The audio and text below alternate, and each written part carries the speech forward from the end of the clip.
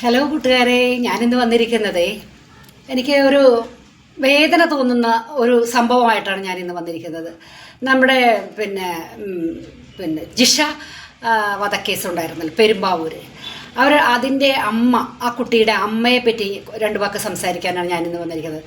എനിക്ക് മാനസികമായിട്ടൊരു ബുദ്ധിമുട്ടുണ്ടാക്കുന്ന കുറച്ച് കാലങ്ങളായിട്ട്, കുറച്ച് വർഷങ്ങളായിട്ട് കേൾക്കുന്ന ഈ സോഷ്യൽ മീഡിയ വഴി അവരെ ഭയങ്കരമായിട്ട് അപകീർത്തിപ്പെടുത്തുന്ന വാക്കുകൾ സംസാരിക്കുന്ന ഒരുപാട് ഇത് കേൾക്കുന്നുണ്ട്. ഇന്നലെ ഈ 2 ദിവസം മുമ്പും ഞാൻ കേട്ടിരുന്നു. അവർ നമ്മുടെ എറണാകുളം ഹൈക്കോർട്ടിൻ്റെ അവിടെ ജെട്ടിയുണ്ട്, ബോട്ട് ജെട്ടി, അവിടെയാണ് അവരിപ്പം അവർ സ്റ്റേ ചെയ്യുന്നത്. അപ്പം അവർ രാത്രി കാലങ്ങളിൽ 12 മണിക്കൊക്കെ അവിടെ താമസിക്കുന്നു. അവർക്ക് വീടില്ല. വീട് കൊടുത്തിരുന്നു, ഗവൺമെൻറ് കൊടുത്തെന്ന് പറയുന്നു, കൊടുത്തിട്ടുണ്ട്. പക്ഷേ അവർക്കിപ്പോൾ അവിടെ താമസിക്കാനുള്ള അവകാശമില്ല. അതെന്തോ അവരുടെ ഒരു മകളുണ്ട്, അവരെ ഇറക്കിയെന്ന് തോന്നണം, ഇറക്കിയെന്ന് തോന്നണം. അതുകൊണ്ടായിരിക്കണമല്ലോ അവർ പെരുവഴിയിൽ വന്ന് ഈ രാവില്ല പകലില്ല, രാത്രി മഴയില്ല വെയിലില്ല എന്ന് അവർ ഈ പൊട്ടാസ് വിറ്റ് അവർ ജീവിക്കുന്നത്. മെഡിക്കൽ കോളേജിൽ ഒരു ദിവസം ഞങ്ങൾ പോകുമ്പോൾ, വർഷങ്ങൾക്ക് മുമ്പാണ്, കാണാനിടയായി. ഞാൻ സംസാരിക്കുകയും ചെയ്തിട്ടുണ്ട്. എന്താ ഇവിടെയെന്ന് വെച്ചപ്പോൾ എനിക്ക് സുഖമില്ല, ഞാനിവിടെ നിന്നാണ് മരുന്ന് വാങ്ങിക്കണം, ഞാനിവിടെ അഡ്മിറ്റാണ്, ഇവിടുത്തെ മെഡിസിനാണ് ഞാൻ കഴിക്കുന്നതെന്ന് വളരെ നല്ല രീതിയിൽ അവരെൻ്റെ അടുത്ത് പറഞ്ഞായിരുന്നു.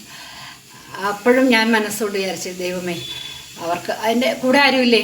എനിക്ക് ആരുമില്ല, ഇവിടുത്തെ ഡോക്ടേഴ്സ് ഉണ്ടല്ലോ, നഴ്സുമാരുണ്ടല്ലോ എന്ന് പറഞ്ഞു. കുറച്ച് നല്ല മനുഷ്യരും ഉണ്ട് അവരെ ചേർത്ത് പിടിക്കാനായിട്ട്. അവർക്ക് വേണ്ട കാര്യങ്ങൾ, ഭക്ഷണം കഴിച്ചോ എന്ന് ചോദിച്ചപ്പോൾ അയാൾ വന്നു, ഒരു മീഡിയക്കാരൻ വന്നു ചോദിച്ചു, ഭക്ഷണം കഴിച്ചോ എന്ന് ചോദിച്ചപ്പോൾ ഞങ്ങളെല്ലാവരും ഭക്ഷണം കഴിച്ചോ, ഞങ്ങൾക്കിവിടെ സാറുമാരൊക്കെ സപ്പോർട്ടാണ്, പോലീസുകാരൊക്കെ രാത്രിയാകുമ്പോൾ ഓടിക്കൂലേ എന്ന് ചോദിച്ചപ്പോൾ സപ്പോർട്ടാണെന്ന് പറഞ്ഞു. അങ്ങനെ കുറേ നല്ല ഉദ്യോഗസ്ഥന്മാരും അവരെ ചേർത്ത് പിടിക്കുന്നുണ്ട്.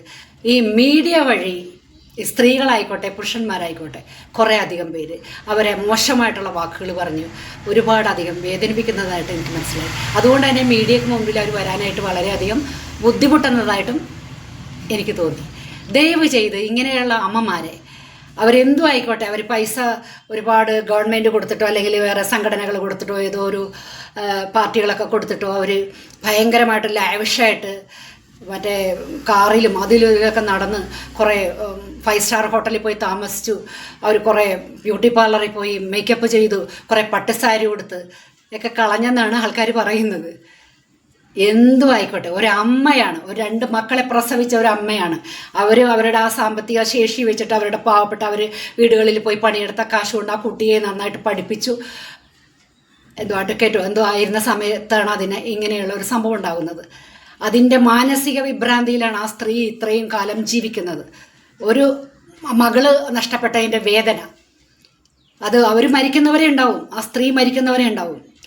അത് ആയതുകൊണ്ട് എനിക്ക് എത്രേ പറയാനുള്ളൂ, ഒരാളെയും നിങ്ങൾ ഇതുപോലെ അപമാനിക്കരുത്, ഉപദ്രവിക്കരുത്.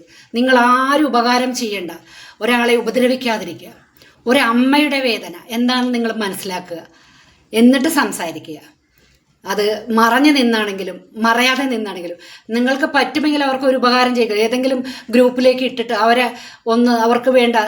അവർക്ക് താമസിക്കാനുള്ള സൗകര്യങ്ങൾ ചെയ്തു കൊടുക്കുക. അവർക്ക് 2 നേരം ഭക്ഷണം കഴിക്കാനുള്ള സൗകര്യം ചെയ്തു കൊടുക്കാൻ ആരെങ്കിലും ഉണ്ടെങ്കിൽ മുൻകൈ എടുത്തിട്ട്, എന്നെ കേൾക്കുന്ന ആരെങ്കിലും ഉണ്ടെങ്കിൽ ഇതിനായിട്ട് മുന്നോട്ട് വരിക. അത്രയും ചെയ്താൽ മതി. ഓക്കെ, ഇത്രയും എനിക്ക് പറയാനുള്ളൂ. നന്ദി, നമസ്കാരം.